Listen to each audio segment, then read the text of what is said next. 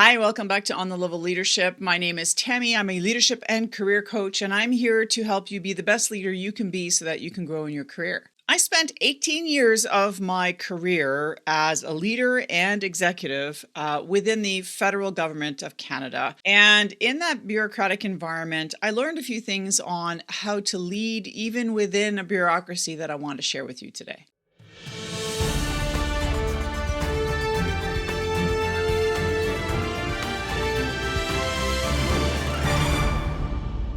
So welcome back, everybody. Good to have you here this week. So I spent about 18 years of my career in the federal civil service in Canada as a leader, so like manager, leader, executive, and kind of in that order. And what I learned when I first entered the bureaucracy was how much I had to adapt to that environment. You know, for those of you who've never worked in a bureaucracy, you might have some perception of what that is, but essentially it's an organization that is highly structured, has a high level of control and coordination, strict policies and procedures, often has a high regulatory component attached to it in some regard. And it's based on more what I would say impersonal or perhaps rational methodologies rather than connecting to friendship and kinship and relationship. So bureaucratic organizations are not just found publicly, they can be found in private institutions. So big companies like IBM and Apple are highly organized, highly structured, have high levels of policies and procedures, maybe have some regulatory components that they have to adhere to. There are some benefits to these stricter frameworks and procedures because they standardize processes across the board. That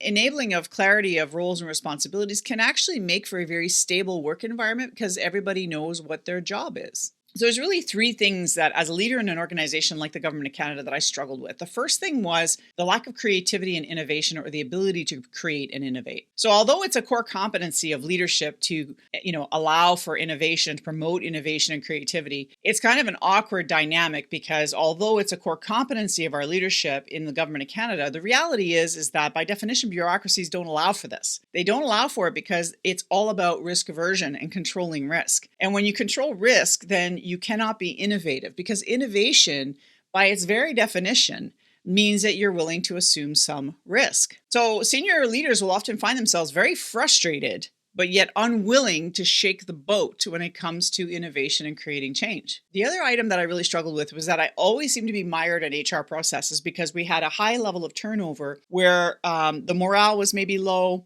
and people wanted to kind of jet. They would find themselves deploying from one department to another in hopes of finding greener pastures elsewhere. But what they would often find is that the grass wasn't greener. In fact, it was the same color as the grass they just left. And the reason for that is because the Government of Canada, as with any bureaucracy out there, frankly, it is a top-down organization, right? It's controlled at the top. It's highly structured, high degree of policies and procedures and regulations that control kind of what we do on a daily basis. And there's a little bit of a lack of personal touch to how we do things because we're expected to perform in a certain way. Creates this golden handcuff sort of perspective, right? We don't want to leave the job because we get paid and compensated very well, but yet we don't want to stay in the job because we're miserable, because we can't be creative, we're not innovative, we don't have control over our destiny as employees, or at least that's the perception we might have. So all of that ties into, and it filters down to the employee at the very base level going, man, I have no say in my job. And that can cause extreme morale issues. And it can also create a bit of a toxicity sort of situation to develop. And I've seen it myself where I had colleagues complain to me about where they were working was very toxic, because when toxic leaders feel like they have no control over their jobs or have no control over their mandate, what often happens is they then assume control in places they think they have control, which is their employees, their direct reports. They do things like micromanage, for example, as a way of asserting themselves into the picture. The other major problem, like I sort of alluded to, is this constant HR turnstile and the inability to really performance manage people effectively. So I was always knee-deep in HR processes, which were in and of themselves arduous because they themselves were highly bureaucratic in nature. So when you're dealing with that, right, and then you have, let's say, an employee who's not an effective employee, who's struggling with their job, How we manage that in our highly unionized environment, as the Canadian government is, that can be really difficult because, unlike in the private sector where you can just demote or fire somebody after some warning, the reality is that in a government setting, that often doesn't happen because we are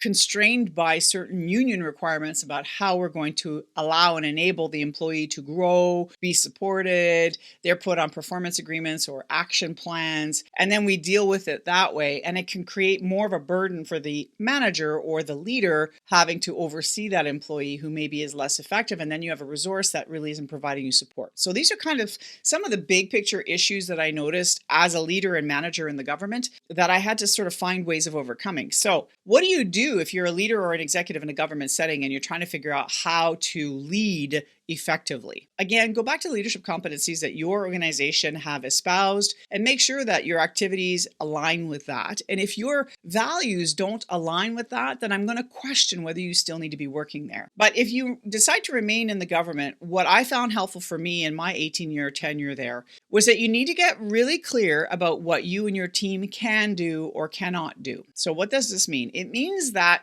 in a bureaucratic environment, there are things you control, things you influence, and things you have absolutely no say in. It's really important that you get super clear on where your project, your activities, your tasks, your responsibilities sit in those three areas, those three buckets. It will help to provide some sanity to you and your team, knowing that you have some control over some things, you have influence on others, and there are things that you can't control that you're just going to have to find creative ways of implementing. An example of this is COVID. In COVID, we were pushed to really come up with new and innovative ways of doing things. This was a big stretch for the government of Canada because we were doing things that we had never done before. However, we still had to work within the constraints of the bureaucracy, the constraints of the rules within the government setting in terms of how we do procurement and how we hire people and how we vet people, etc., etc. Those rules still applied, which made it very arduous, and we had to come up with some creative ways of managing things. So as problems would come up, what I would often do is say to the team or the people I'm talking to is like, what do we control in this equation?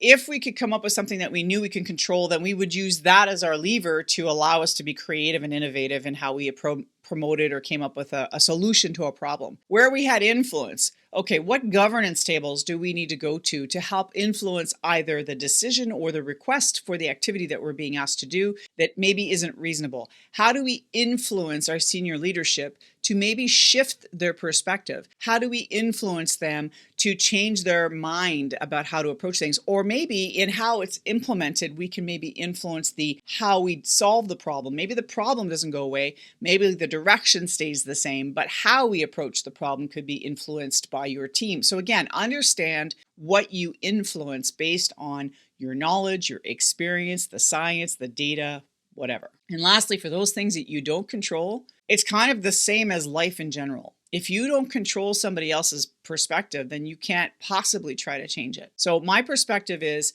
if you don't have control over something, you need to let go of the ownership of that issue and just look at ways of how to implement it. So in a bureaucratic government setting, unfortunately, what often happens is that, the politicians react to some situation or event, and then the bureaucracy within the government setting is then asked to implement this new mandate or the new direction. It can sometimes be troublesome as a government employee because you might not always agree with the way we're being asked to behave. However, that said though, ultimately your job as a public servant is to serve the public. And if the mandate of the voted member is that we are to move in a certain direction, then our job is to implement that. And sometimes when you don't have control over the certain direction, the best thing you can do is try to control or influence the how. So leading in a large or bureaucratic environment can be really challenging, but I want to encourage you to go ahead and still consider applying those positive leadership practices because you can make a big difference on yourself and on your team. And finally, if you need help with this,